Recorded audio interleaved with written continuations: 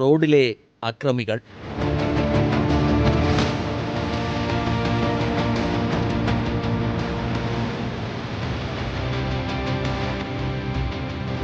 പത്തനംതിട്ട ഇളമണ്ണൂരിൽ ക്ഷേത്രോത്സവത്തിനായി റോഡിലൂടെ നടന്നു പോവുകയായിരുന്നു പ്രദേശവാസികളായ ഉഷയും ശാന്തയും ശാന്തയുടെ കൊച്ചുമകനും.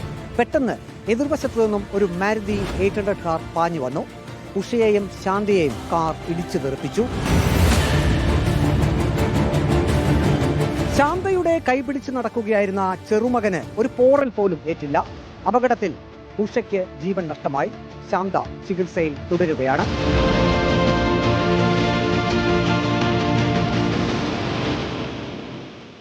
അപകടശേഷം കാർ നിർത്താതെ ഓടിച്ചുപോയി. നാട്ടുകാരുടെ സഹായത്തോടെ പോലീസ് പ്രതികളെ പുനലൂരിൽ നിന്നും പിടികൂടി. തമിഴ്നാട് നാഗർകോവിൽ സ്വദേശിയായ 24 വയസ്സുള്ള സൂര്യയാണ് കാർ ഓടിച്ചിരുന്നത്. ഇയാൾ മദ്യലഹരിയിലായിരുന്നു ഡ്രൈവ് ചെയ്തത്.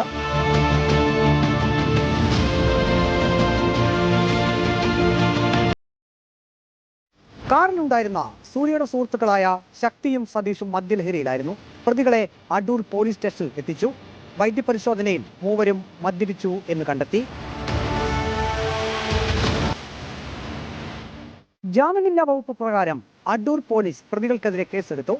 ഗതാഗത നിയമലംഘനം നടത്തുന്നവർക്കെതിരെ കർശന നടപടി സ്വീകരിക്കുമെന്ന് പത്തനംതിട്ട ജില്ലാ പോലീസ് മേധാവി ആർ ആനന്ദ് അറിയിച്ചു. വീഡിയോ ജേർണലിസ്റ്റ് അജി കുടുംബനൊപ്പം reporter Praveen Purushothaman, in reporter Pathanamthitta.